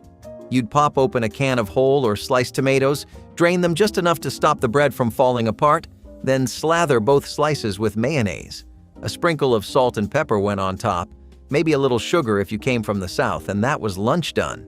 It was cold, slippery, messy, and perfect all at once. The juice soaked into the bread, softening it until every bite felt like a mix of tang and cream. It wasn't a fancy sandwich, but it was the one that kept bellies full on long, hot afternoons when money ran out before the month did. Some people added lettuce if they had it. Most didn't bother. It was simple, nostalgic, and surprisingly satisfying. The flavor was sharp, honest, and comforting in a way that no processed meal could be. It didn't matter that it came from a can. It still tasted like home. Every bite told a story of resourcefulness and grace under pressure. For families in the 1980s, canned tomato sandwiches were proof that even the simplest things could feel like love. Mock pecan pie gave families the appearance and nearly the taste of expensive pecan pie by substituting oats for costly nuts that could run $1 or more per pound during the 1960s. The pie filling was made from brown sugar, corn syrup, butter, eggs, and rolled oats that had been toasted in a dry skillet until golden and fragrant to deepen their flavor. The mixture was poured into an unbaked pie crust and baked slowly until the filling set firm, but still had a slight wobble in the center, just like real pecan pie. The toasted oats provided the crunchy texture and slightly nutty flavor that mimicked pecans remarkably well when the pie was sliced and served. Families could make this pie for under 35 cents total, while a real pecan pie using actual nuts would have cost 3 or 4 times as much. Guests often couldn't tell the difference when served warm with whipped topping, and children never suspected the substitution at all. Stuffed celery sticks are one of the nicest appetizers you can actually get. Despite what you may have originally thought, there's more use for a celery stalk than you could imagine. All you need to do is get yourself accustomed and familiar to the wonderful world of fillings. I'm talking about cheese spreads, jams, chili fillings, and peanut butter. If it can hold itself inside of a celery, it can work. Besides, people wouldn't just stick to these ready-made fillings. They'd try to look for things they could make on their own too. Making your own fillings for dishes like stuffed celery sticks was really common. After all, people were finally getting back into home cooking and how much they really enjoyed it.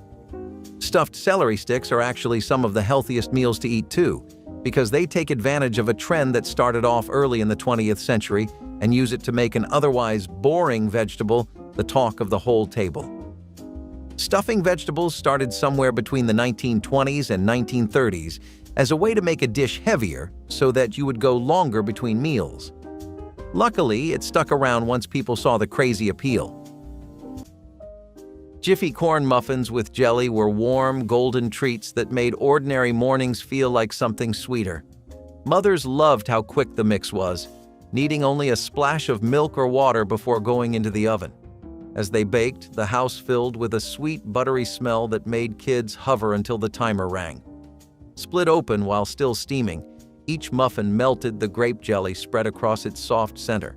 Every bite was sweet, warm, and comforting, the kind of food that felt like a hug. Kids loved their small size and always reached for more than one. Mothers appreciated how affordable they were and how long a batch lasted. Kids begged for them because they tasted like childhood in its simplest, happiest form. They were a small luxury in a decade full of stretched budgets. Powdered mashed potatoes were even better. They were the star of the entire show. The show, by the way, is the rise and takeover of convenience food. What was it taking over? Grocery store chains across the country? Pantries across every neighborhood you've ever lived in? Entire city blocks and urban centers are becoming reliant on cans of processed foods. At the very top of all that, you had powdered mashed potatoes. These were actually something that were originally developed with nothing but practicality in mind. It makes sense when you realize they were made for military rations and people who were the target of food aid programs. They became a staple later on after the formula was adopted by a couple of companies like Idahoan, Betty Crocker, and Hungry Jack. Let's be real, potatoes are wonderful, but we all only love the end product. The peeling, the boiling, the shaping, all of that? No one likes it. It's long, it's annoying, and it makes your hands the wrong kind of sticky. This though, these instant mashed potatoes you just had to rehydrate with some water and milk, season according to your taste, and then throw in whatever add-ons you wanted. Whether that was cheese, sour cream, canned vegetables, or something more, that was up to you. Either way, this was the quickest and easiest way to have potatoes in all of history at the time of its inception, and people definitely took all the advantage they could out of it. Tomato soup with saltine crackers was perhaps the most iconic simple supper of the 20th century, warming generations of seniors through countless solitary evenings. The soup came from a can, usually Campbell's, diluted with milk for richness or water for economy, then heated in a small saucepan until steam rose from the surface. Saltines were crushed directly into the bowl or floated whole on top according to preference, their salt cutting through the soup's sweetness, while their texture provided something to chew. Some seniors added a pat of butter that melted into golden swirls on the red surface. Others sprinkled black pepper or stirred in a spoonful of rice left over from another meal. The entire preparation took 5 minutes and cost almost nothing, yet delivered comfort disproportionate to its simplicity. Tomato soup with saltines represented security itself for seniors who knew this meal would always be possible regardless of budget or energy levels. Fried rice was the kitchen's answer to, "What can I do with leftovers?" You took yesterday's rice, never fresh, always cold, and tossed it in a hot pan with oil. Add eggs if you had them. Add vegetables if they were not wilted. Add soy sauce and stir until everything sizzled. Sometimes there was meat, bits of chicken, strips of Spam, leftover pork chops cut into tiny pieces. It was not a recipe. It was a response to scarcity. Every ingredient was a compromise that somehow came together as comfort. You learned to make it without measuring, without rules, just instinct and need. But often, it was just rice and hope. Fried rice was the clean-out-the-fridge dish, the we-cannot-waste-anything dish. It was salty, savory, and never tasted the same way twice. But it always worked. It fed a crowd, it reheated well, and it made you feel like a real cook, even if all you did was throw things in a pan. Bread and butter pickles from summer canning added tangy sweetness to Thanksgiving plates, representing the preserved abundance of warmer months brought forward to winter holidays when fresh vegetables were scarce. The pickles had been made in August when cucumbers flooded gardens faster than families could eat them fresh, sliced thin with onions and packed into jars with a spiced vinegar syrup sweetened with sugar. By November, the pickles had mellowed and developed complex flavor, the sharp vinegar softened by the sugar while cucumbers stayed crisp and refreshing. A single jar opened at Thanksgiving provided enough pickles to garnish every plate at the table, their bright yellow color adding visual appeal alongside the browns and oranges of traditional holiday foods. The sweet-sour flavor cut through rich gravies and fatty meats, refreshing the palate between bites. For families who had put up dozens of jars during summer, these pickles represented essentially free food. Meat turnovers in the 1960s were a really common choice of snack during the 1960s, and this is actually something we entirely have fast food culture and industrialization to thank for. The 1960s was a time when companies were slowly realizing the sheer goldmine that is convenience food. Canned food was just the start, the gateway drug, if you would. The next step would be to go on over to frozen foods, which is exactly where you would find most of the stuff for a meat turnover anyway. The rise of frozen beef, pork, chicken, and sausages, all of it meant that you could now have ease of access to meat dishes like literally never before.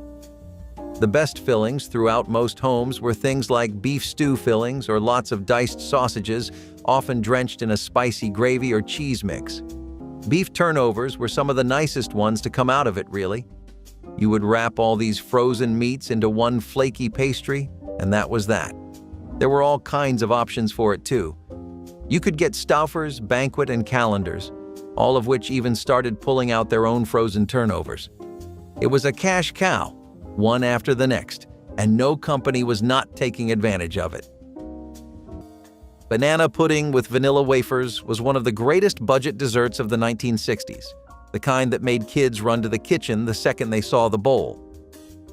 Mothers liked it because it used inexpensive ingredients that turned into something special with very little work.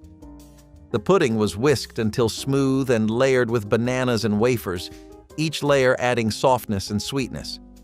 Once chilled, the cookies softened just enough to feel cake-like, creating that perfect creamy bite kids loved. It tasted like Sunday afternoons and family moments. Mothers served it on ordinary days or when bananas were starting to brown, and kids treated it like a celebration every single time. It was cheap, easy, and unforgettable, a dessert that felt like comfort itself. Shepherd's pie, or at one point also known as cottage pie when it would be made with beef, was a way for working-class homes to not let a single thing go to waste. Hey, if they can eat neck bones in the name of reducing wastage, shepherd's pie is a stone's throw away from that, really. A lot of the time in these homes, the dinners or lunches that would be cooked would be one-pot meals. Large stews, broths, casseroles, meatloafs, pastas, things like that. Whatever they could afford had to be made with care and caution. You couldn't use too much.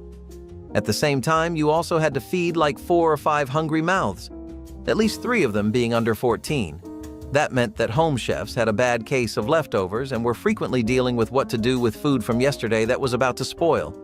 This shepherd's pie was one of the most common ways for people to repurpose yesterday's dinner. The leftover meat would work as the base, and any kind of roast beef, meatloaf, or ground beef would work. Next, people would throw in vegetables and gravy, top it with some mashed potatoes, and bake it until it was just the right color. Lots of people would just eat it right out of the pan, but either way, this was a great idea to make sure nothing at all went to waste, and you got all your money's worth for your groceries. Open-faced cheese sandwiches melted under the broiler delivered satisfaction that seemed almost too easy, requiring only bread, cheese, and 2 minutes of attention. Seniors across America kept processed cheese slices or blocks of cheddar specifically for this purpose, knowing that hunger could be addressed quickly with this simple technique. Bread was placed on a baking sheet, topped with cheese sliced to cover the surface completely, then slid under the broiler until the cheese bubbled and browned at the edges. The transformation was nearly magical, turning cold ingredients into something hot, savory, and genuinely delicious. Some added tomato slices beneath the cheese or sprinkled paprika on top for color. The open-faced format meant one slice of bread did the work of 2, stretching resources further.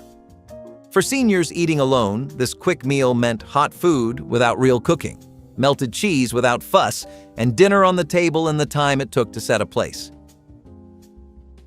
Barley and mushroom gravy bowl brought hearty texture and deep flavor to the dinner table using ingredients that cost only pennies per serving.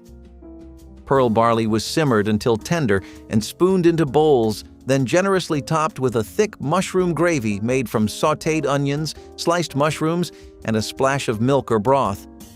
The barley's nutty chewiness paired perfectly with the savory gravy, creating a meal that was both comforting and surprisingly filling. This dish proved that meat was not necessary to achieve a rich, satisfying flavor, making it popular among families seeking economical vegetarian options. Barley stored well and cooked in bulk, so a single bag could supply multiple meals over the week. The recipe also welcomed leftovers, allowing home cooks to add bits of vegetables or herbs on hand without increasing the cost. Served with a simple green salad, barley and mushroom gravy bowl became a quiet star of thrifty 1960s kitchens, showcasing how whole grains and careful seasoning could create a dinner that felt indulgent despite its humble origins. Rice pudding transformed leftover rice into creamy Thanksgiving dessert that satisfied sweet cravings while using up yesterday's side dish that might otherwise have been thrown away. Cold cooked rice was combined with milk, sugar, a beaten egg to bind it together, vanilla extract if available, and a generous sprinkle of cinnamon or nutmeg for warmth and spice. The mixture was baked slowly in a buttered dish until the custard set and the top turned golden brown, filling the kitchen with the sweet scent of cinnamon and caramelizing milk sugars. Some cooks added raisins or chopped apples when available, stretching the pudding further while adding texture and additional sweetness.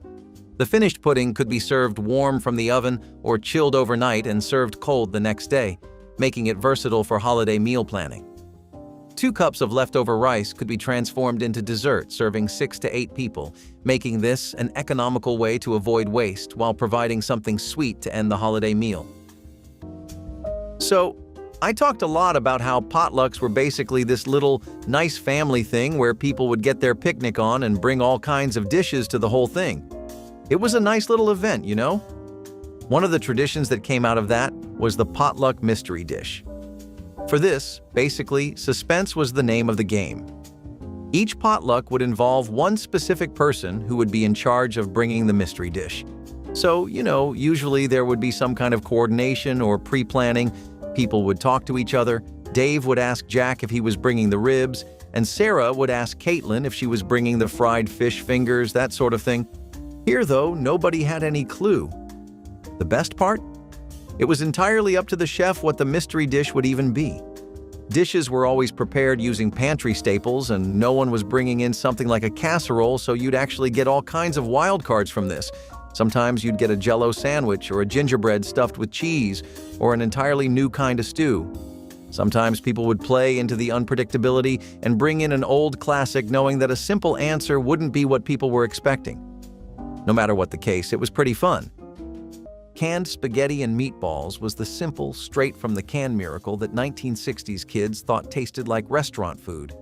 Mothers bought it because it was cheap, fast, and required nothing but heating. The noodles were soft, the tiny meatballs were tender, and the sweet tomato sauce felt comforting and familiar. Kids always rushed in as soon as the can opener clicked, knowing exactly what smell would fill the kitchen next. It was messy, fun, and easy to eat. The kind of dinner kids slurped instead of politely ate. Mothers relied on it for long days and tight budgets, and kids loved it because it felt like a treat. It tasted like late dinners after playing outside and simple joy without explanation. Canned spaghetti and meatballs were cheap comfort disguised as something special. Let me introduce you to one of the all-time greats. We've heard its name before, but today we're going for its origin story. Oatmeal has been one of the top dogs of the breakfast game for arguably centuries, and it'll be here long after you and I and everyone we know are gone, friend. Think of them like the Kobe Bryant of breakfast. On top of this, we had lots of brands that were really just too good at what they did.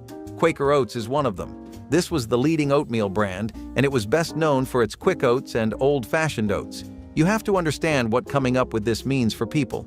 We live in a post-oatmeal world, so we can't really appreciate it, but never before was nutrition, protein, and affordability so neatly packaged into one little thing.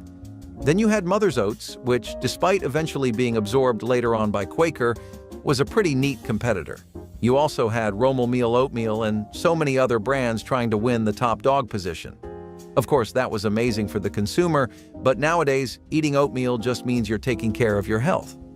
Back then, it meant you were poor and couldn't go to a diner for a proper American breakfast, despite oats being older than sentiments like that in American culture.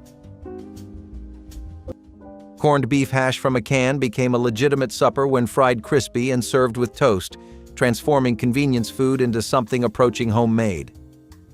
The hash was scooped from the can into a hot skillet greased with butter or bacon drippings, then pressed flat and left undisturbed until a brown crust formed on the bottom.